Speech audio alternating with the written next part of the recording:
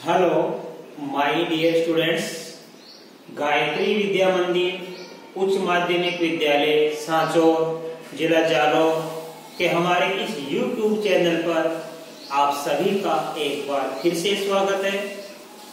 प्रिय विद्यार्थियों, मैं अनिल कुमार सोनी, कक्षा 8 विषय गणित अध्याय 7 घन और घनमूल की प्रश्नावली 7.2 का question number 2 and question number 3 सवाल नंबर 2 और सवाल नंबर 3 आज आपको हल कराऊंगा। देखिए बच्चों, इस प्रश्नावली के सवाल नंबर 2 की शुरुआत करने से पहले मैं आपको एक बार फिर से कहना चाहूंगा कि यदि आपने हमारे इस YouTube चैनल को अभी तक सब्सक्राइब नहीं किया है तो सब्सक्राइब जरूर करें, जिससे आगे आने वाले नए नए वीडियोस के नोटिफिकेशन आपको समय समय पर प्राप्त हो और आप निर्बाध रूप से अपनी पढ़ाई को सुचारू रूप से जारी रख सकें और ज्यादा से ज्यादा सवालों को समय समय पर आप सीख सकें। अब हम आज बच्चों प्रश्न 7.2 के सवाल नंबर 2 की शुरुआत कर रहे हैं। देखो इसमें क्या लिखा है, सत्य असत्य बताइए। यहाँ पे हमारे पास सवाल नंबर 2 में कुल मिला के 7 कथन है। इन 7 कथनों में से हमको छटाई करनी है, पहचान करनी है कि कौन सा कथन सत्य है और कौन सा कथन असत्य है। राइट,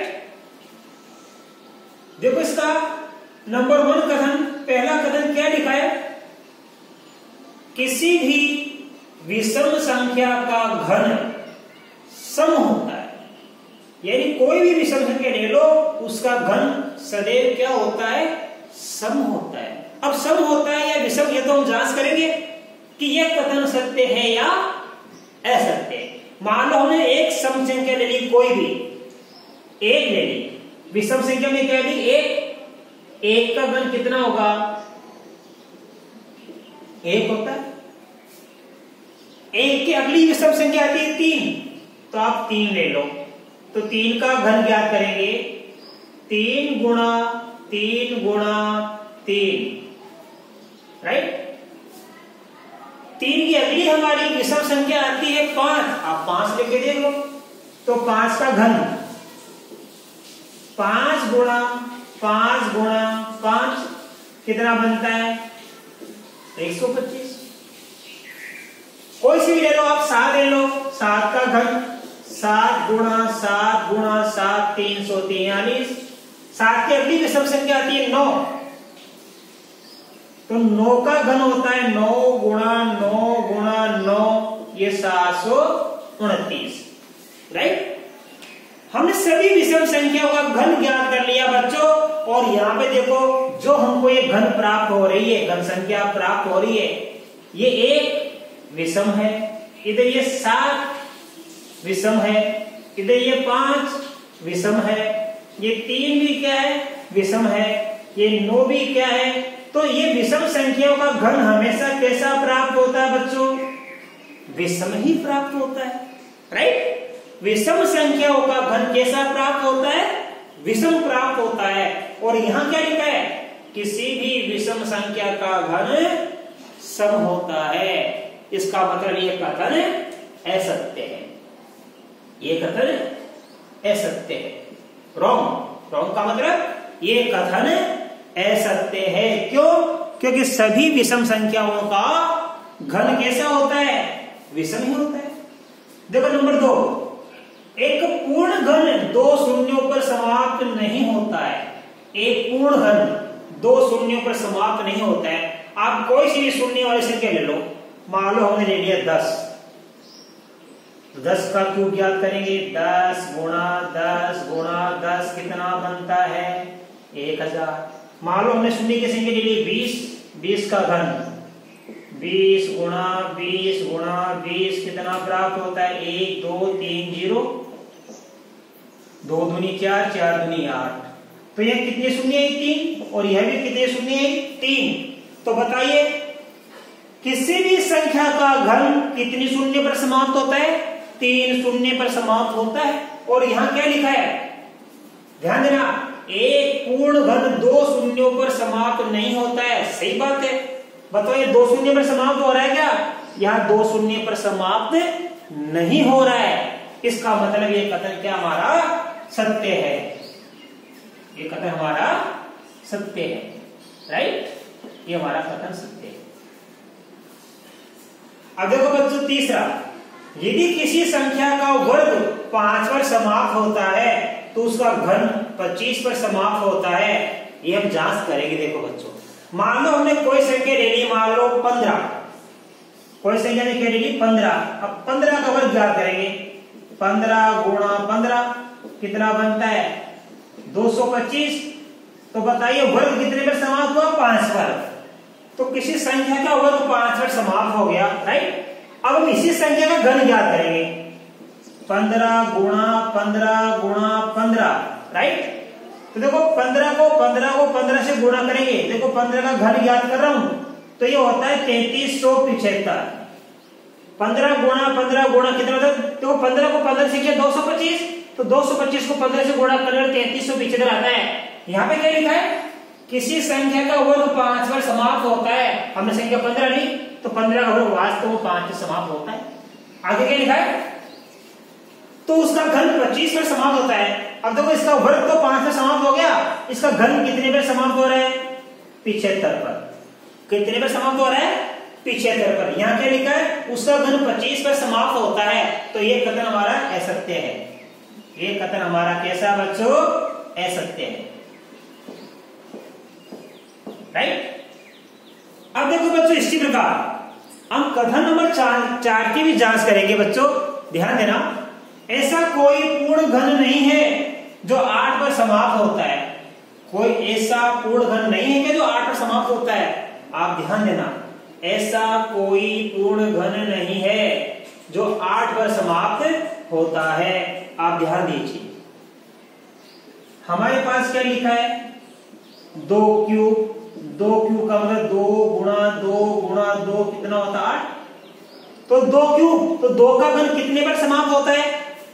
8 पर होता है। यहां क्या लिखा है? ऐसा कोई पूर्ण घन नहीं है जो 8 पर समाप्त होता है। तो ये कथन तो असत्य हो गया। असत्य क्यों हुआ? क्योंकि 2 का घन 8 पर समाप्त होता है। और यहां क्या लिखा है? ऐसा कोई पूर्ण घन नहीं है जो 8 पर समाप्त होता है। ये कथन असत्य है। ये कथन असत्य है। क्यों है? क्योंकि 2 का घन तो 8 पर समाप्त होता है और यह लिखा है 8 पर समाप्त होता ही नहीं है। तो ये कथन क्या हो गया? असत्य। देखो नंबर 5, 2 अंकों की संख्या का घन 3 अंकों वाली संख्या हो सकता है। आप ध्यान देना, 2 अंकों की संख्या का घन 3 अंकों वाली संख्या हो सकती है। अब 2 अंकों की संख्या कहां से शुरू होती है? 10 से। 10, 11, 12 ऐसे कहां तक होती है? 99 तक। तो सबसे छोटी संख्या कौन सी होती है? 10। देखो बच्चों 10 का क्यूब होता है 10 गुणा 10 गुणा 10, कितना प्राप्त हुआ? 1000। सबसे छोटी 2 अंकों की संख्या 10 होती है और इसका घन कितना होता है? 1000। इस 1000 में कितने अंक आते हैं बच्चों? 4 आते हैं। 1000 में कितने अंक आते हैं? 4। और यहां क्या लिखा है? 2 अंकों की संख्या का घन 3 अंकों वाली संख्या हो सकता है। नहीं हो सकता, क्योंकि सबसे छोटी 2 अंकों की संख्या का घन ही 4 अंक आ रहा है।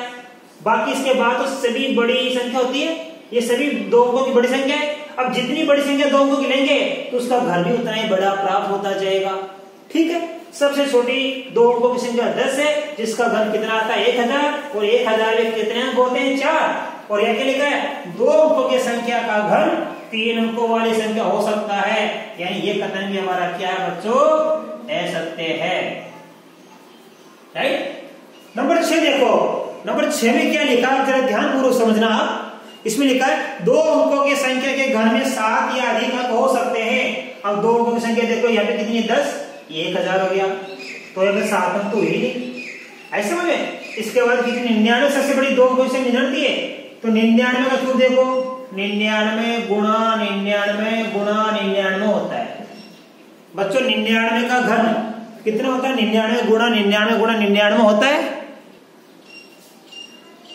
अब देखो यहाँ पे 99 का घन हमारे पास, इसको गुणा करने में आता है 970, 299। इसमें कितने अंक है? 1 2 3 4 5 6 अंक है। इसका भी सबसे बड़ी दो अंकों संख्या 99 है। इसका घन भी कितने अंकों का होता है? 6 अंकों का। तो 7 अंक तो होते ही नहीं है और 7 अंक से अधिक भी नहीं होता है। इसका मतलब 2 अंकों की संख्या के घन में 7 या अधिक अंक हो सकते हैं। ये कथन हमारा असत्य है। ये कथन हमारा असत्य है। आगे देखो, 1 अंक वाली संख्या का घन 1 अंक वाली संख्या हो सकती है। ऐसे समझ में अब हो सकती है। देखो आराम से, 1 अंक वाली संख्या का घन 1 अंक, 1 का क्यूब क्या होता है? ये रहा 1। इसी प्रकार देखो 2 का क्यूब क्या होता है? 2 गुणा 2 गुणा 2 कितना? 8। तो इसका मतलब हो सकता है का मतलब हो भी सकता है, नहीं भी हो सकता। तो 1 अंक वाली संख्या का घन 1 अंक वाली संख्या हो सकती है। ये हमारा क्या आएगा? राइट। ये हमारा क्या आएगा? राइट। ये सब कथन सत्य है। अब आप बच्चों इसका स्क्रीनशॉट लो, मैं आपको सवाल नंबर 2 हल कराऊंगा। देखो बच्चों, इसका क्वेश्चन नंबर 3, बिना गुणनखंड किए यानी आकलन विधि से, यानी अवलोकन करके, देखकर ही, इनको देखकर ही बताना होगा। बिना गुणनखंड किए आकलन विधि से घनमूल ज्ञात कीजिए। तो बच्चों, बिना गुणनखंड किए यानी आकलन विधि से घनमूल ज्ञात करने के लिए मैंने आपको ये 1 से 10 तक घन और घनमूल की संख्या लिखा रखी है। 1 का घन 1, 2 का घन 8, 3 का घन 27, 4 का घन 64, इसी प्रकार 9 का घन 729, 8 का घन 512, 10 का घन 1000 होता है। अब देखो बच्चों, घनमूल ज्ञात करने के लिए देखो क्या करेंगे। सबसे पहले ध्यान देना, तरीका सिखा रहा हूं मैं आपको। ये 1331 है, राइट। अब इनका घनमूल में ज्ञात करना है बच्चों। क्या ज्ञात करना है? इनका घनमूल में ज्ञात करना है। आप सबसे पहले यहां से लेके इनका घन बनाओ, 3 संख्या के पीछे से। ये 3 संख्या लेके हमने इसका एक 3 संख्याओं का ये समूह बना लिया। अब देखो यहां पे हमारा 2 पेड़ बन गए। ध्यान देना, समूह है 331 में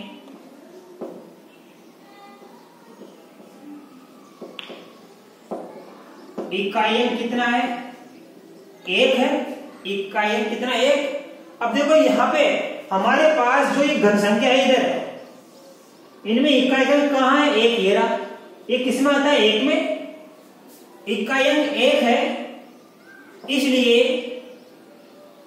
यह है, ध्यान देना,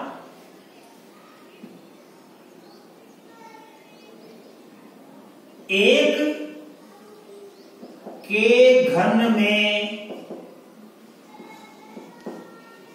इकाई अंक 1 आता है। इसलिए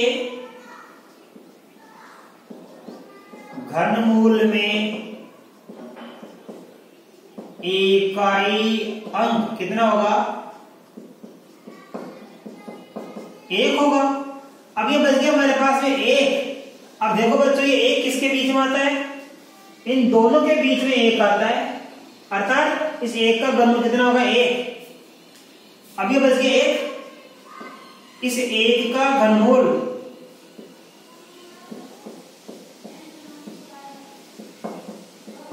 1 होता है, ठीक है। तो ये क्या होगा? ये दहाई अंक हो गया। ये दहाई अंक होगा। तो देखो यहां पे इकाई अंक क्या आएगा? 1, और दहाई अंक भी कितना आएगा? 1। इसलिए 1331 का घनमूल बराबर कितना होगा? 11 होगा, राइट। अब देखो यहां भी इसी प्रकार ये हमारे पास कितनी संख्या है? 4913। ये 3 का समूह बन गया और ये 4 अकेले बच गई। देखो 913 के समूह में इकाई अंक 3 है। कितना है? इकाई अंक कितना है? 3 है। अब यहां पे देखो कौन सी संख्या में 3 आ रहा है? इसमें आ रहा है। आई समझ में? तो लिखेंगे 7 के घन में, क्योंकि देखो 7 के घन में आ रहा है। 7 के घन में इकाई अंक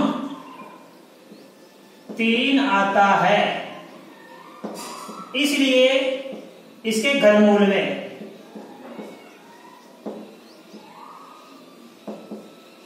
इकाई अंक क्या होगा? 7 होगा। 4913 का जो घनमूल ज्ञात करेंगे उसमें इकाई अंक कितना होगा? 7 होगा। क्यों? क्योंकि इस 913 के समूह में इकाई अंक 3 है, और ये 3 कब आता है? 7 के घर में इकाई अंक कितना आता है? 3 आता है। ये 3 कब आता है? 7 के घर में, तो इकाई अंक 7 होगा। बच गया 4। अब देखो 4 किसके बीच में आता है? इन दोनों के बीच में आता है 4, 1 और 8 के बीच में। क्योंकि 4 1 व 8 के बीच में आता है, तो बताओ इस 4 का घनमूल ये 1 क्यों होगा या 2 क्यों होगा? ये 1 होगा, छोटा वाला। इसलिए 4,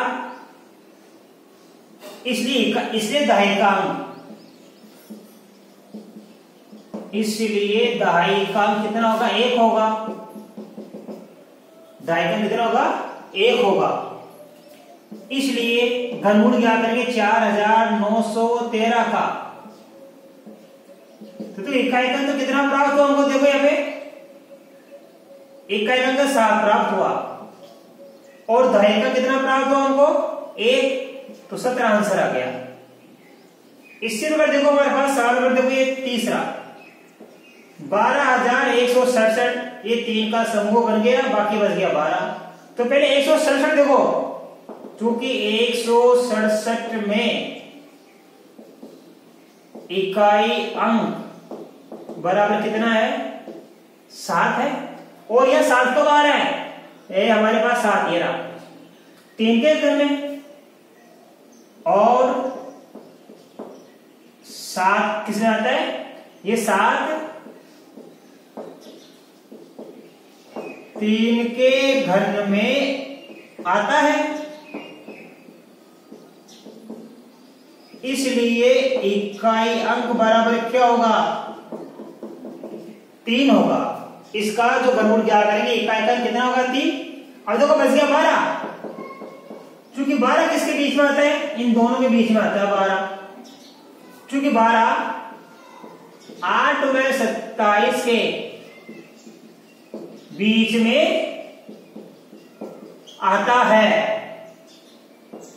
इसलिए 12 का घनमूल,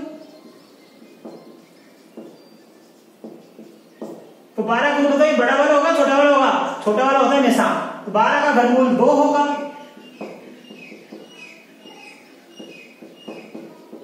अर्थात 12167 के घनमूल में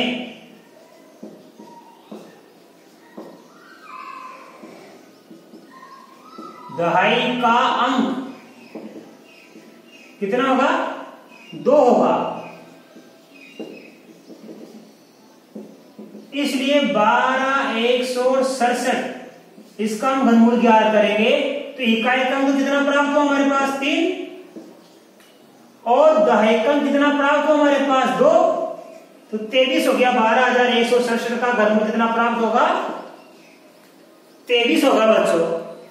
तो इस प्रकार मैंने आपको इसके 3 सवाल बता दिए। अब इसके बाद इन्हीं तीनों सवालों को समझ के बिल्कुल इसी प्रकार इसका चौथा सवाल आप स्वयं करना, जो मैंने आपको होमवर्क में दिया है। ये आपको होमवर्क में दिया है मैंने, सेल्फ। इस सवाल को आप स्वयं करना, ये होमवर्क में दिया मैंने आपको सवाल, तो इस सवाल को आप स्वयं हल करना। ठीक है, तो मैं आशा कर सकता हूं आज बताए गए प्रश्नावली के सवाल नंबर 2 और 3 अच्छी तरह आपको समझ में आए होंगे बच्चों। इसके बाद में आगे के प्रश्नावली में कल आपको नए वीडियो में सिखा पाऊंगा। आप इन सवालों को अपनी नोटबुक में बड़ी आराम से उतारना, सफाई से उतारना, और इन सभी सवालों को आप लर्न करना। और आगे कल नए वीडियो में मैं आपको नई प्रश्नावली पढ़ाऊंगा। तब तक के लिए धन्यवाद।